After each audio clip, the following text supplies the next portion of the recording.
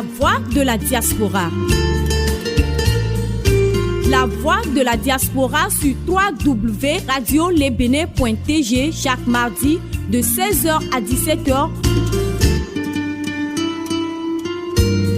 La voix de la diaspora, c'est l'émission qui donne la parole à la diaspora sur l'actualité et aussi sur des thématiques spécifiques dans divers domaines, notamment la politique, la santé, l'environnement, l'économie, etc., sans oublier des thèmes liés à la société. Alors, soyez branchés chaque mardi de 16h à 17h pour écouter et participer à votre émission préférée, La Voix de la Diaspora, puisque votre voix compte.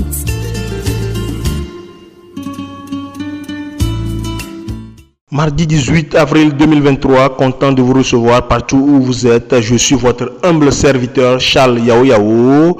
Nous sommes en plein pied dans l'émission La Voix de la Diaspora, consacrée à la diaspora. Aujourd'hui, nous allons recevoir pour vous Monsieur Michel Goué Akoué. Il est acteur. Mais bien avant ça, je laisse la voix à Olivier qui est derrière la baie vitrée de nous donner un petit jingle et nous revenons pour vous parler de Monsieur Goué Akoué qui a des expériences à partager avec nous. Monsieur Goué Akoué qui est un citoyen togolais vivant en Italie qui aujourd'hui est à Lomé. Nous recevons la touche de Olivier et nous vous revenons. Vous êtes sur le www.radiolebene.tg, la voix de la diaspora. Vous êtes sur le www.radiolebene.tg, la voix de la diaspora. Comme je l'ai dit dans l'introduction, nous sommes avec Monsieur Michel Goué Akoué pour cette émission du 18 avril 2023. Nous allons laisser la parole à Monsieur Michel de se présenter. Monsieur Michel, bonjour, bonsoir. Salut, Monsieur Michel. Salut. Présentez-vous. Ah bon, ok, d'accord. Moi, je suis Michel Goué Akoué, et connu dans la diaspora comme Michel Leroy. Mon nom d'art finit par Y au lieu de I, donc Leroy avec Y. Et je me retrouve avec M. Charles aujourd'hui pour discuter de pourquoi je me retrouve à Lomé dans le cadre de la diaspora. Tout à fait. D'accord. Donc je suis bien disposé à échanger avec vous par rapport aux expériences qui nous a amenés à Lomé suite à l'appel du chef de l'État pour participer à la feuille de route gouvernementale 2020-2025. Et on est venu à travers le ministère des Affaires étrangères et le professeur Robert Doucet, qui nous a confié au guichet de la diaspora et monsieur le coordonnateur, monsieur Safio Radji, que je salue vivement, que c'est vraiment une personne qui nous a vraiment donné des conseils justes, nous a ouvert la porte pour rentrer en collaboration avec le gouvernement, c'est-à-dire quand on est revenu, on a présenté les dossiers, les activités qu'on aimerait faire pour accompagner l'État, accompagner nos frères et sœurs. Après nos discussions, et on a introduit des lettres et au ministre des Affaires étrangères. Et ces lettres ont été affectées à M. Safio Radji, qui nous a en même temps donné les points focaux selon les projets qu'on a à convier dans le pays. Et dans notre cadre, on s'est associé, et je ne suis pas le seul, et il y a des membres de la diaspora qui viennent de l'Europe, des États-Unis. On a constitué un groupe qui s'appelle Groupe Anaris, et le groupe Anaris a pour mission de d'intervenir dans des formations de sécurité sur le travail, c'est-à-dire les gens doivent être formés quand ils sont nombreux dans un lieu de travail, une personne ou deux, ou selon le nombre de personnes qui sont des occupants là-bas. L'employeur est obligé de mettre ses employés dans les conditions pour que quand il y a une détresse dans la société, 2 ou 3 personnes doivent être formées pour des premiers gestes de secours. C'est-à-dire, une personne a le doigt coupé, comment il faut intervenir. Une personne s'est évanouie, comment intervenir. Et une personne a l'AVC, comment intervenir, etc. Monsieur Michel, merci beaucoup pour ce développement. Gardez votre fil d'idées. Nous allons en revenir dans la deuxième partie de notre émission. Mais pour le moment, nous allons parler du guichet diaspora qui vous a ouvert cette porte du Togo après plusieurs années passées en Italie. Et d'ores et déjà, donnez-nous un petit goût de votre langue, du pays d'accueil, avant qu'on ne continue, Monsieur Michel. Ah, d'accordo. Allora, in questo momento io approfitto per salutare tutti gli amici che ci sono all'estero, in tutto il mondo, per ascoltarci in questi sviluppi di idee. E sono sempre io, Michel Leroy, e sono qua in Togo in questo momento per fare in modo che tutti voi che siete all'estero potete prendere questa opportunità per ritornare in Togo, aiutarci a iscriverci dentro la nostra associazione che si chiama Association 3A. Donc notre association qu'on vient d'ouvrir aussi s'appelle Association 3A et on invite les gens de la diaspora à s'inscrire pour prendre aussi les nouvelles du pays et voir dans quelle mesure ils peuvent accompagner nos frères, nos sœurs, nos mamans dans notre pays d'origine qui est le Togo. Et l'inscription, c'est banal, je pense que c'est 10 000 l'inscription par an. Et vous avez tous les journaux, les nouvelles, de tout ce qu'on fait au Togo. Et vous pouvez aussi participer parce que on a des objectifs à atteindre. Par exemple, dans l'année 2023, on doit faire d'appel de fonds, appel de compétences et tout pour pouvoir équiper le Togo de 2 scanners. Oui, monsieur Michel, gardez le fil de ces idées. Nous allons pour le moment parler de fond en comble de votre intégration au Togo après plusieurs années passées à l'extérieur, en Italie. Et comment ça a été?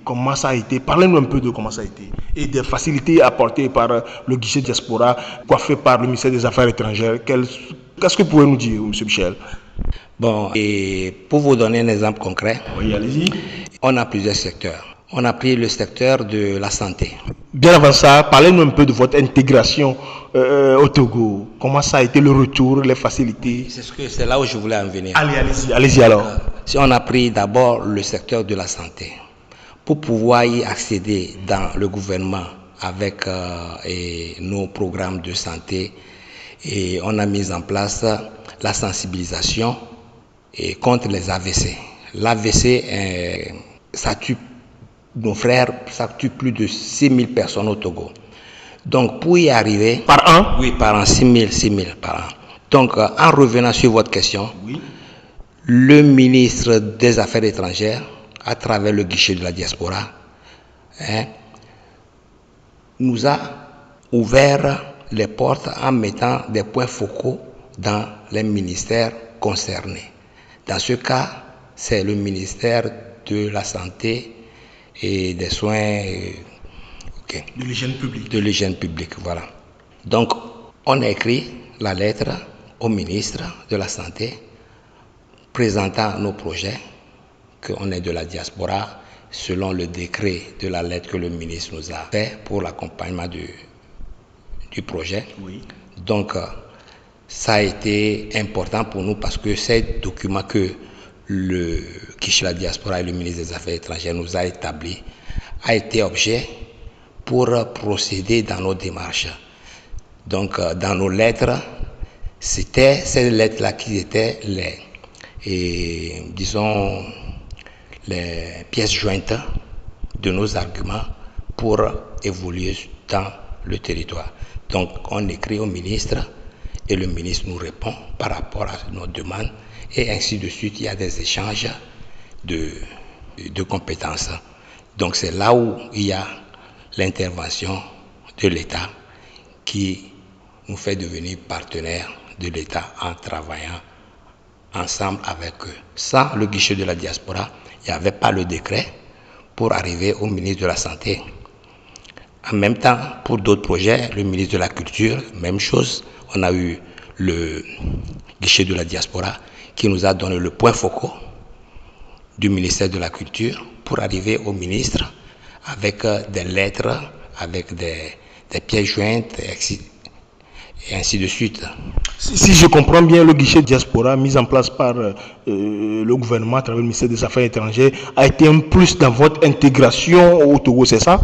Oui, parce que sans quoi, s'il n'y avait pas ce passage du guichet de la diaspora, et c'est comme si on revient au pays, on ouvre notre société, on travaille, on dit bon, on dit qu'on est venu de l'Europe, mais le guichet de la diaspora, c'est que moi, Michel Goyakwe, avec les documents à l'appui, que moi j'ai fait 33 ans en Italie, avec mon expertise, avec mon travail, avec beaucoup de background. C'est une évaluation que monsieur le coordonnateur du guichet diaspora, monsieur Safi Oradji, fait avec les membres de la diaspora pour évaluer et savoir dans quelle mesure les accompagner vers disons, un partenariat public et privé. Donc, si je comprends bien, le guichet diaspora a facilité beaucoup de choses. Dans ce cas, oui. Dans ce cas, il nous a introduit d'une façon qu'on puisse être légal par rapport à ce que le gouvernement a déclaré de venir pour soutenir le développement du pays. Donc, à travers ce mécanisme-là, et le guichet diaspora nous a permis d'être partenaires de l'État dans plusieurs secteurs. Et c'est ça qui nous fait avancer jusqu'aujourd'hui.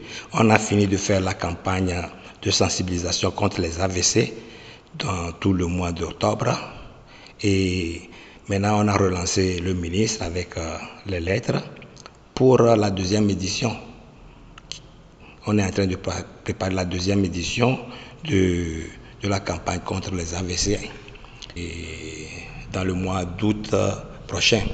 Si je comprends bien, après votre retour, la diaspora porte un projet, c'est ça, de ça que vous parlez? Oui, bien sûr. Tu sais, vous savez, la diaspora peut amener n'importe quel projet, mais ça devient un privé qui retourne dans son pays, qui fait une activité, il ouvre son truc. Mais dans notre cas, on s'est associé plusieurs membres de la diaspora pour faire en sorte que la diaspora puisse intervenir d'une façon efficace et en nombre, avec chacun a sa compétence pour faire en sorte que ça puisse bien être effectif, pour ne pas rester dans l'à peu près. Il faut aller, si on apprend quelque chose à l'extérieur, quand tu reviens dans ton pays, tu dois donner le double de ce que toi tu apprends à l'extérieur à ton frère, à ta soeur. Tu ne peux pas venir lui donner petites choses comme ça pour dire que bon, tu veux l'apprendre. Tu lui donnes ce qui va lui servir pour sa vie. Et tu lui donnes le maximum que tu as, même plus de ce que tu as. Parce que quand tu es à l'extérieur, tu vois des œuvres, tu fais des études, tu vois des amphithéâtres, tu vois de grosses choses, mais ce sont tes yeux qui voient ça. Maintenant, quand tu arrives au pays pour transmettre, à part l'étude que tu vas leur transmettre, mais tu dois être aussi capable de transmettre les choses visibles que tu as vues dans d'autres pays, les choses énormes. Je vous fais un exemple. Ici au Togo, on n'a pas d'amphithéâtre, par exemple. On n'a pas un numéro de secours d'urgence. On n'a pas des défibrillateurs automatiques qui sont des choses normales dans des écoles, des hôpitaux, des stades. Ce sont des choses que, bon, quand tu montes ici, tu dis ça c'est quoi, ça, comment ça fonctionne. Mais ce sont des choses qui sauvent la vie. Donc il faut tout et tout faire qu'on puisse contribuer vraiment à aider nos parents, nos frères, pour la santé.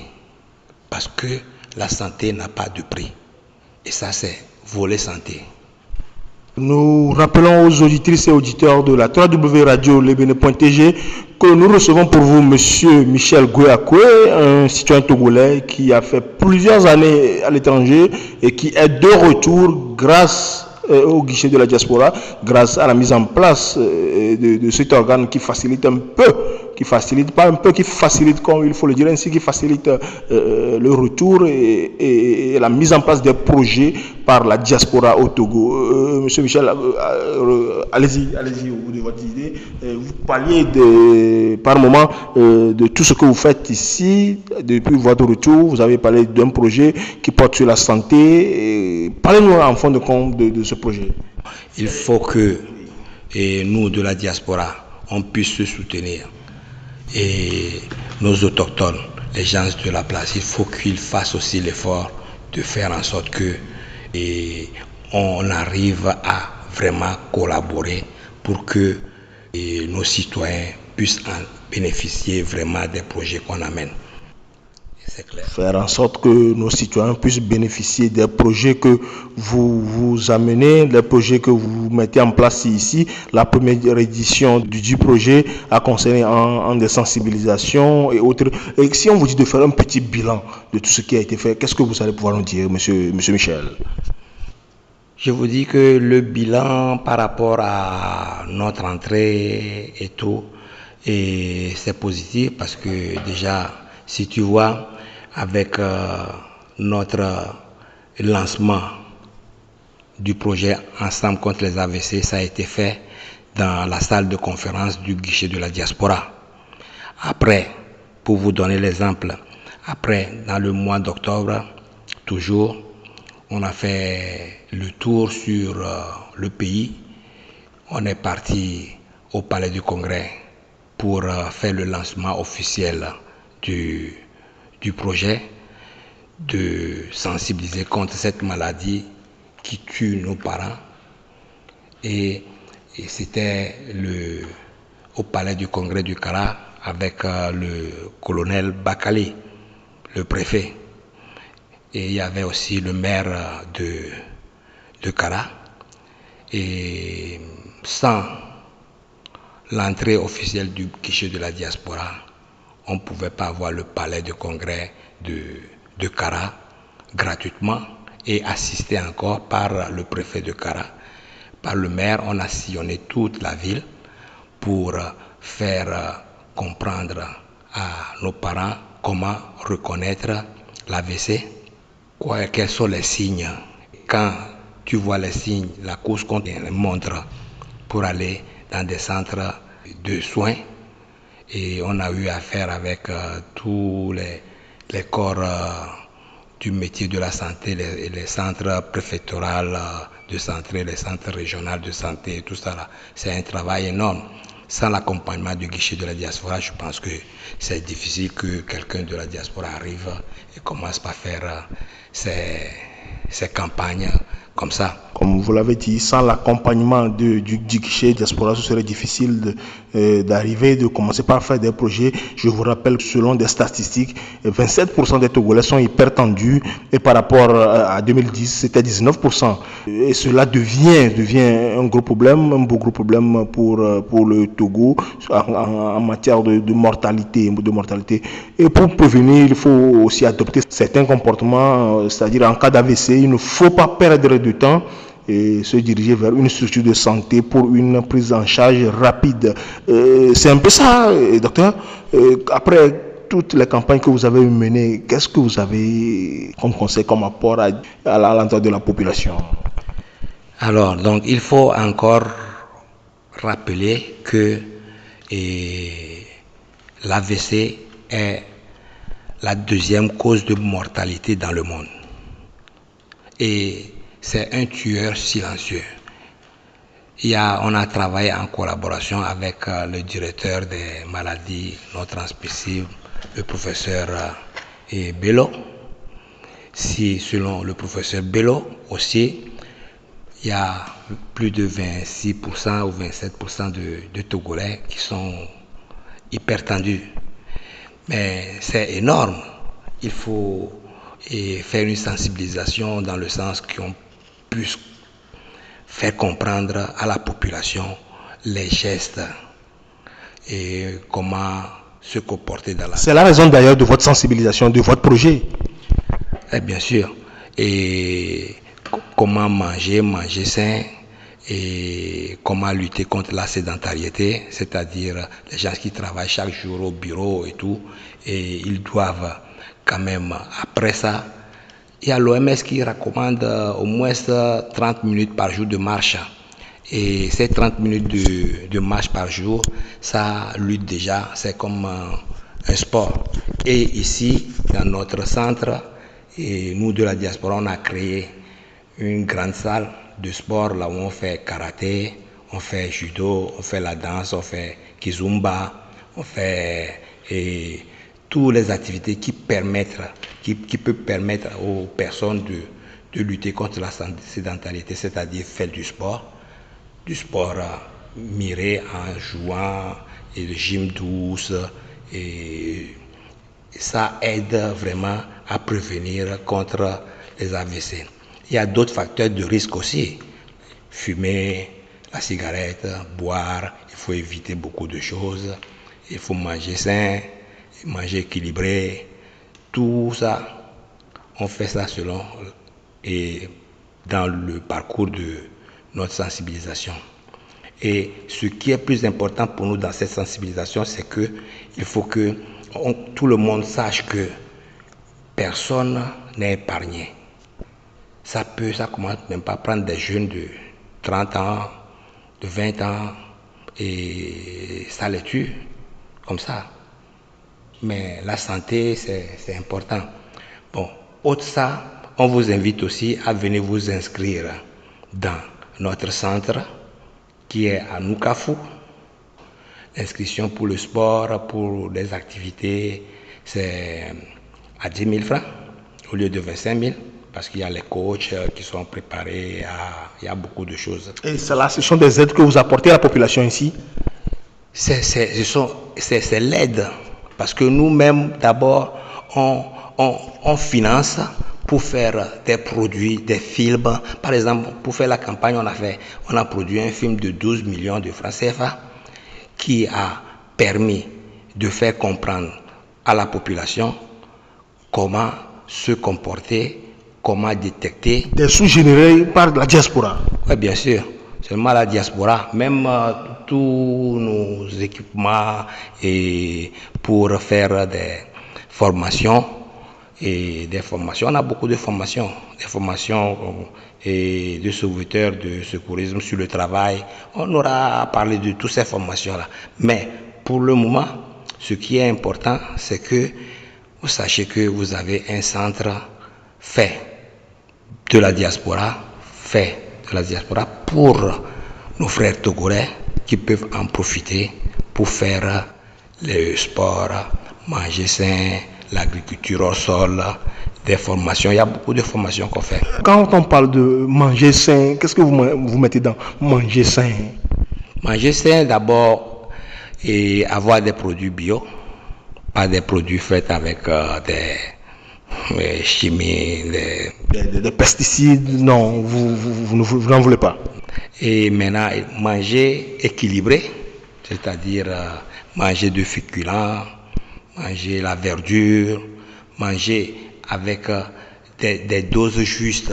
On a dans nos centres ici, on a des nutritionnistes qui viennent, ils vous font le programme. On a des coachs sportifs qui viennent, ils vous donnent les programmes à suivre. Et on a des cocktails de nourriture, des cocktails de fruits naturels. Après le sport, vous prenez les choses. Ça, c'est un volet. Maintenant, il y a le volet du cinéma. On a pris l'agrément.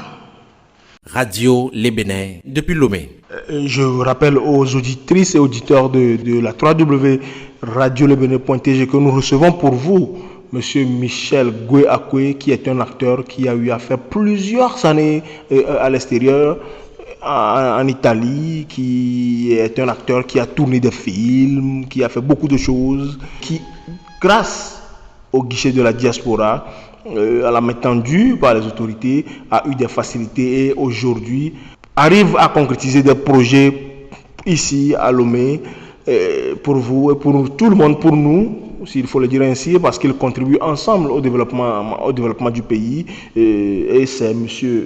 Michel Goy Akwe. Et M. Michel Goy Akwe, outre la santé, quels sont les volets que votre association porte ici à Lomé? Voilà, ok, retournons au volet.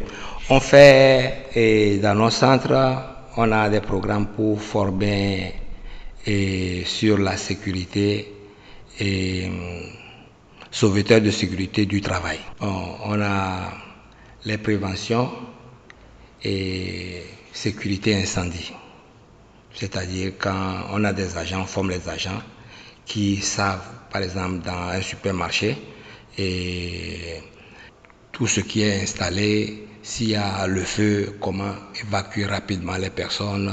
Il y a des études, il y a des expertises pour que, et même s'il y a un incendie, ça peut être contenu pour qu'il n'y ait pas de mort.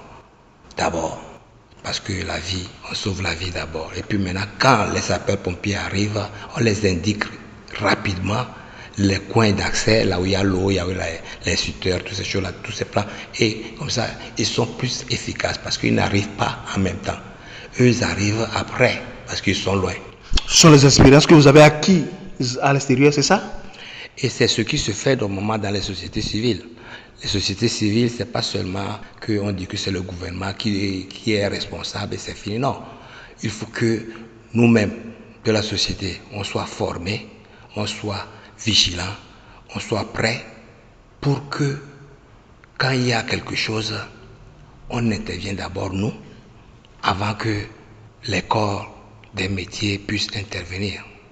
Monsieur Goy Akwe, acteur, membre de la diaspora à Lomé, il faut que nous-mêmes nous fassions quelque chose avant que on soit appuyés. Nous allons faire un clin d'œil aux annonceurs et nous vous revenir à la deuxième partie.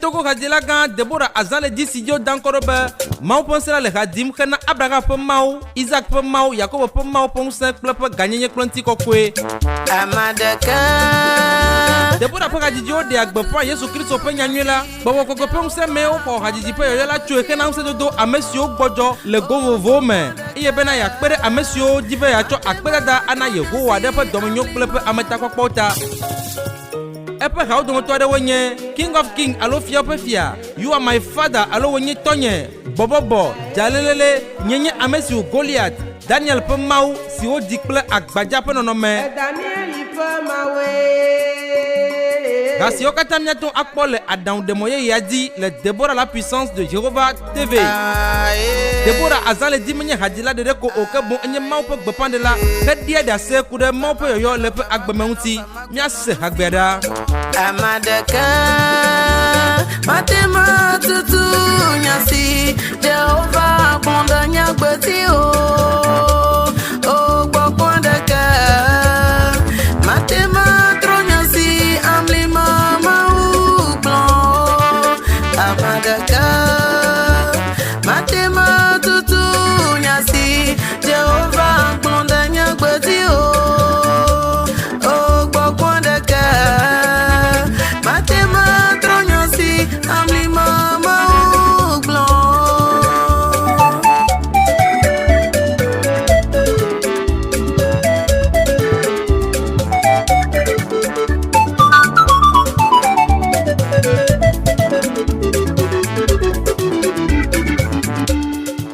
Radio Les Bénins depuis Lomé. www.radiolebene.tg. Nous sommes dans l'émission La Voix de la Diaspora, cette émission consacrée à la diaspora, cette émission qui fait la part belle au guichet de la diaspora, qui fait la part belle à la diaspora, à tout ce qui se fait au Togo pour bonne intégration de ceux-là qui sont de l'autre côté, qui reviennent de l'autre côté.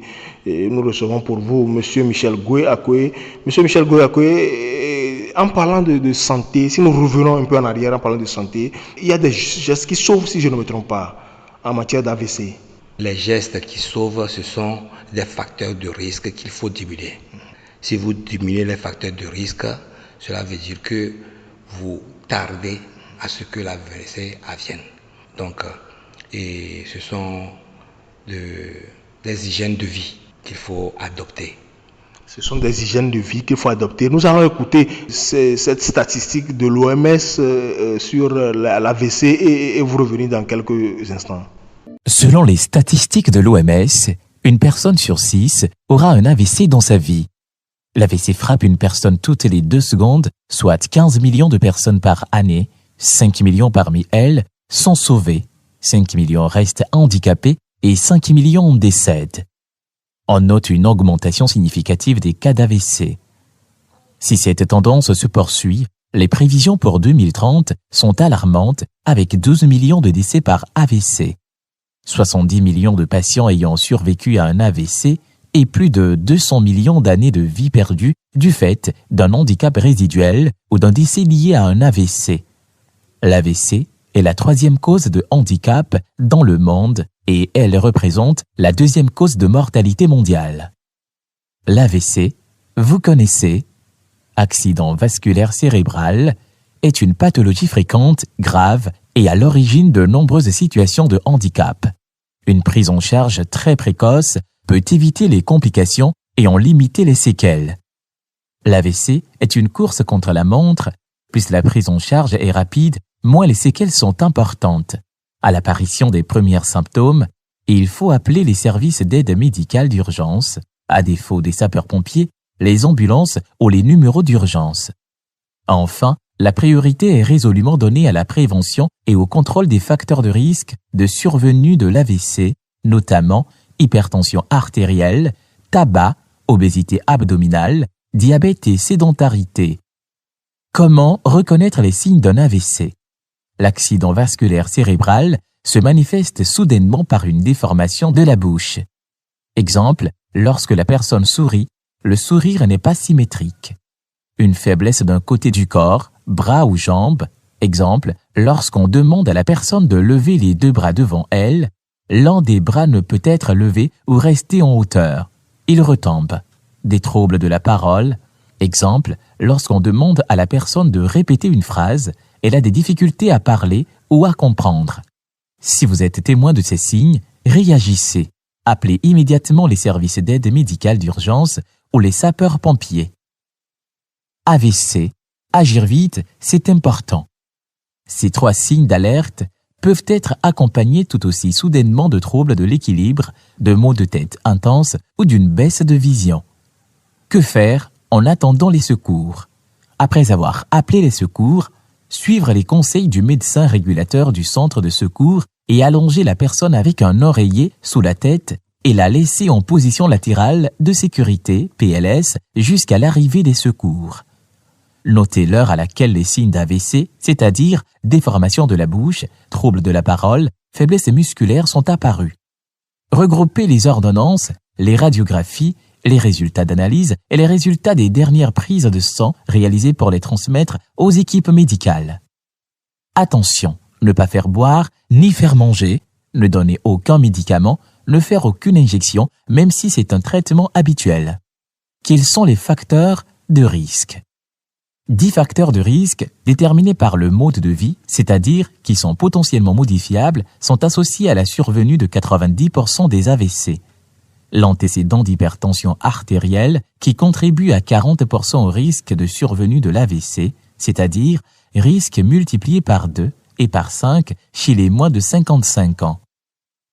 Le tabagisme qui triple le risque de survenue de l'AVC. L'obésité abdominale évaluée par le rapport du tour de taille, tour de hanche, qui contribue à la hauteur de 36% au risque de survenue de l'AVC. Une alimentation non équilibrée contribue à hauteur de 33% au risque de survenue de l'AVC. Le manque d'activité physique, la consommation d'alcool, la fibrillation atriale, qui est le premier facteur de risque d'origine cardiaque avec un risque multiplié par 4. Les facteurs physico-sociaux, c'est-à-dire stress, dépression, isolement social, le diabète. Pour l'AVC ischémique, une concentration trop élevée d'un ou plusieurs lipides présents dans le sang, c'est-à-dire cholestérol, triglycérides. Vous pouvez utiliser ce moyen mémotechnique. Vite, V-I-T-E. Le V pour visage paralysé, le I pour impossible de bouger en membre, le T pour trouble de la parole et le E pour éviter le pire en composant les numéros d'urgence de votre pays pour une prise en charge rapide.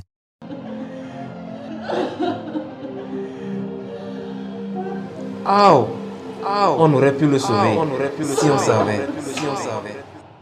Ainsi dit les statistiques et les conseils en matière d'AVC, et nous espérons que tout un chacun mettra à profit ces conseils pour pouvoir essayer de sauver des vies. Mais il faut le dire, il faut quand même essayer d'être formé pour d'avoir un background solide afin d'être un secouriste aguerri. Outre la santé, vous portez quels sont les autres projets que vous portez, monsieur Michel Gouyakoye? Ce qu'on a encore en programme, c'est que on a les formations et sur les travaux agricoles, les bonnes pratiques agricoles, c'est-à-dire aussi qu'on fait l'agriculture hors sol, l'agriculture urbaine, et comment faire les tomates, les salades sur les toits. Ah bon, ici, chez nous, on n'a pas cette culture. Est-ce que la matière de comment faire une culture sur le toit? Oui, mais sur le centre de notre académie du cinéma, on a presque 3 lots d'étages. Et sur le toit, on fait les tomates, on fait les salades, on fait les poivrons, les carottes, et on fait beaucoup de choses. Et c'est quel type d'agriculture, ça? Et c'est l'agriculture urbaine. Et c'est aussi l'agriculture qui est dénommée agriculture hors sol. Oui. Donc ça, c'est ce qu'on fait d'abord en formant les jeunes déjà sur ce type d'agriculture. Et quand les jeunes sont formés, maintenant, on a 120 hectares de terrain qu'on crée le travail sur mesure pour l'apprenant pour que ça devienne formation et travail. Comme ça, il y a aussi le travail pour eux. Quand ils finissent de faire leur formation, ils commencent par travailler et gagner aussi selon, disons, à la sueur de front. Donc on enseigne à pêcher au lieu de donner du poisson aux jeunes en faisant ce type d'opération. Donc il y en aura aussi, c'est une politique d'emploi, créer des emplois, beaucoup d'emplois, que dans plusieurs secteurs. Et à part ça, on a pris l'agrément, toujours à travers le guichet diaspora. On a eu un point focal dans le ministère de la Culture, avec qui on a fait toutes les démarches. On a été reçu 2 fois par le ministre, qui nous a dit qu'il y a des fonds pour le cinéma, des fonds pour l'art et tout ça. Il dit, monsieur le ministre, ici au Togo, moi je ne vois pas de cinéma. Maintenant, ce qu'on peut faire, on forme les jeunes à devenir des comédiens, des acteurs, et il y a des métiers liés au cinéma qui font en sorte que les jeunes vont apprendre des métiers pour gagner 1 million, 2 millions par mois avec ces métiers. C'est créer l'opportunité aux jeunes et en même temps on crée le circuit du cinéma. Parce que quand on amène nos coproducteurs, des producteurs européens pour dire qu'on fait une coproduction, on n'a pas des gens préparés sur le terrain pour déployer, que ce soit les comédiens, que ce soit les cadreurs de haut niveau, que ce soit les perchemans, il y a beaucoup de métiers.